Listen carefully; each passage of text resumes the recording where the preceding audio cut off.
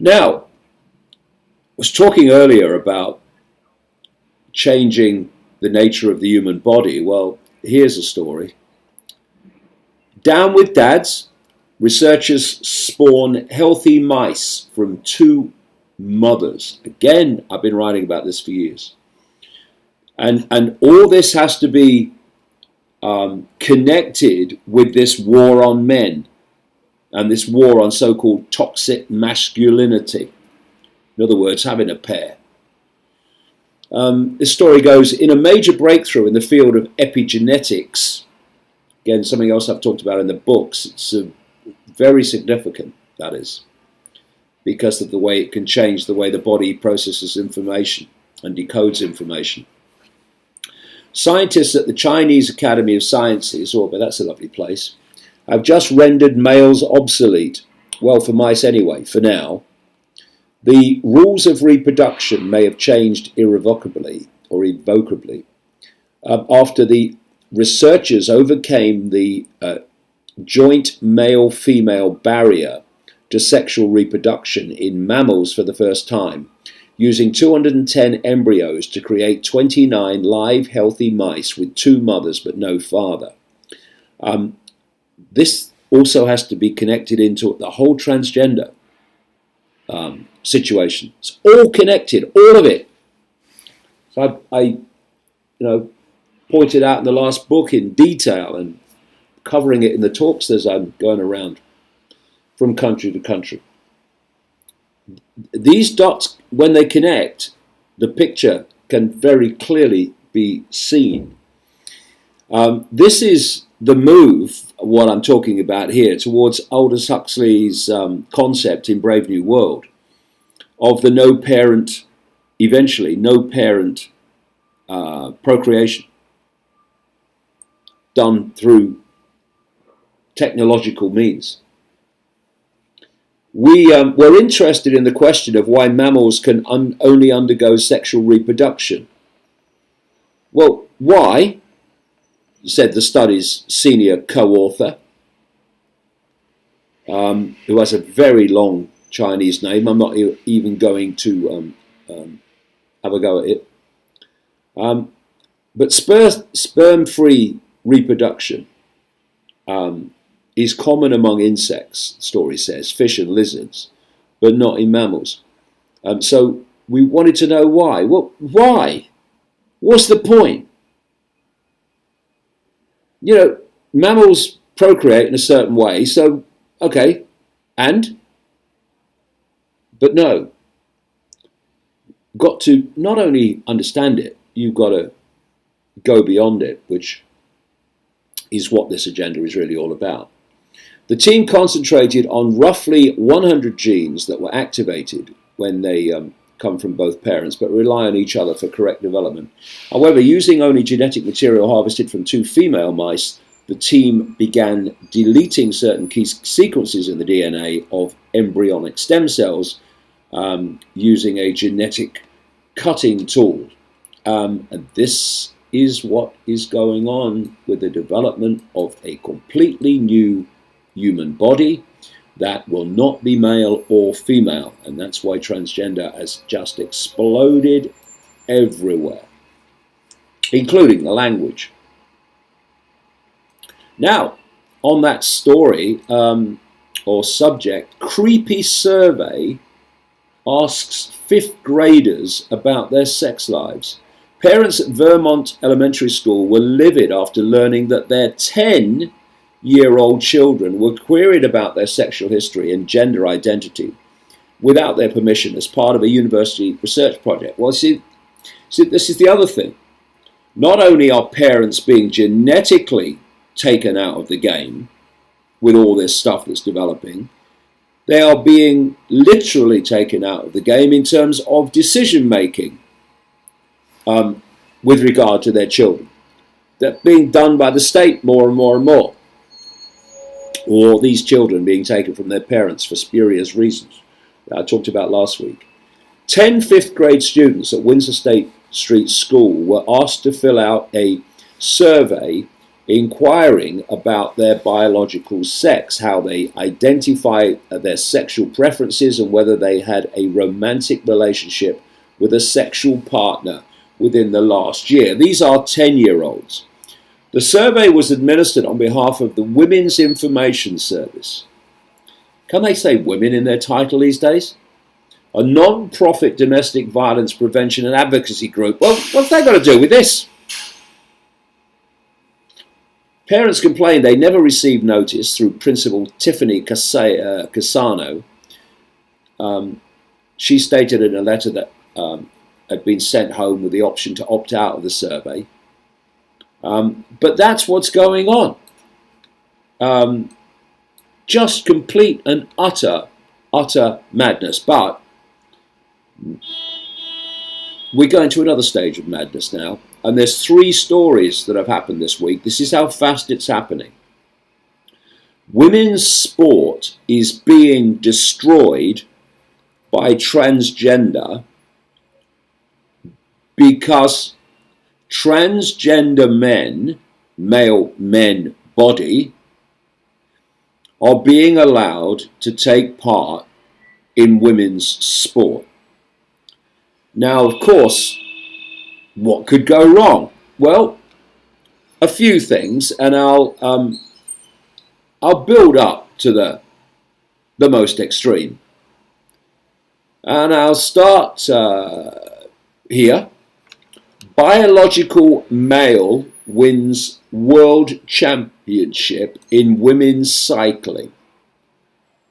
Really? Never could have foreseen that. I mean, it's not as if the male body is stronger, and therefore will be able to ride quicker, is it? A biological male who identifies as a transgender woman won a women's World Championship cycle event on Sunday. Rachel McKinnon, a professor at the College of Charleston, won a women's sprint 35 to 39 age bracket at the 218 UCI Masters Track Cycling World Championships in Los Angeles. McKinnon, representing Canada, bested, crikey, what does that mean? Bested. I don't know what it means, but it's a strange word. Beat, shall we say, Caroline van Erikhuizen of the Netherlands and American cyclist Jennifer Wagner to take home the gold. McKinnon celebrated victory on Twitter, writing, "First transgender woman world champion ever."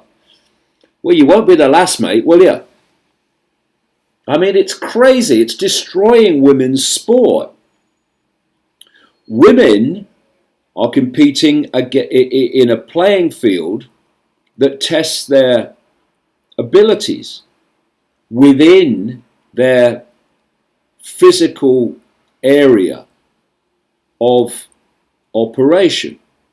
Men do the same against men. But because men are bigger and stronger, the vast majority anyway, you can test your abilities against like people on a flat playing field. Once you start crossing men, never mind if they call themselves women or not, once you start crossing men over to the women's sports finished. What chance has a woman got of winning weightlifting, for instance, against transgender men? Ridiculous. It's insane. But insanity is becoming the norm. The more they bring it in, the more it becomes familiar. And sanity becomes the norm. So let me go on to this other story, and this is related. A woman who lost a world championship cycling race to a biological male who identified as a transgender woman criticized the result as unfair. Jennifer Wagner, who was beaten, as I said, was bested, by this transgender male body claiming to be a woman.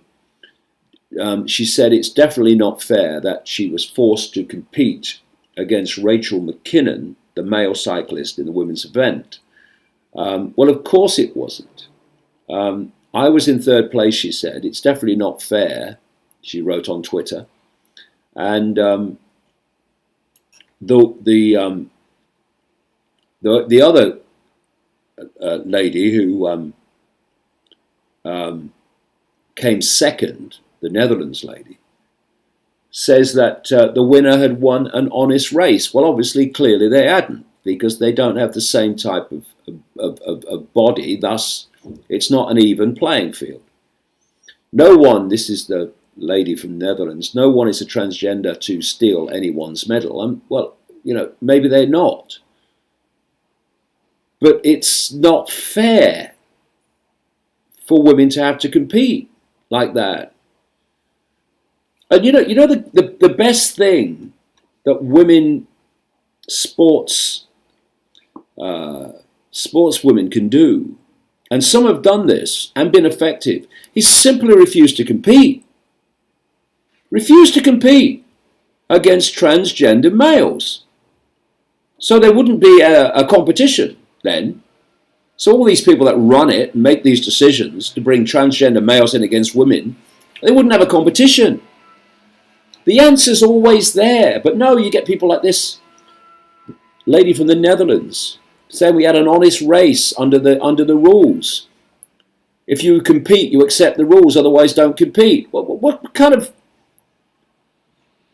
idea is that? If the rules are rigged, well, don't compete then. Stop moaning. Well, I think that women should not compete until sanity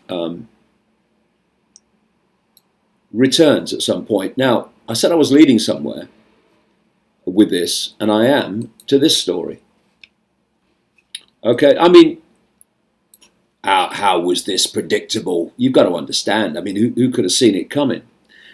Transgender MMA fighter, these are the people that fight in the cages, breaks female opponent's skull. Is it okay, the headline says, now, for a man to hit a woman? In 2014, Fallon Fox, a transgender MMA fighter, beat his female opponent, Tamika Brent, so severely that she suffered a broken skull and concussion before being KO'd. Or technically KO'd. The fight lasted one round and was over in almost 2.5 minutes. It's not easy viewing, but the entire fight, including the bloody end, can be viewed here. It's a video. In an interview following the fight, Brent said, "I've fought a lot of women and have never felt the strength that I felt in a fight that I did last night." This was against the transgender man claiming to be a woman. "I can't answer whether it's because she was born a man or not." Well, it clearly was. "Because I'm not a doctor," she says. "I can only say I've never felt so overpowered ever in my life, and I am an abnormally strong female in my own right. I disagree with Fox fighting. Any other job or career, I say have a go at it. But when it comes to a combat sport, I think it just isn't fair." And it is certainly not, but it is certainly absolutely insane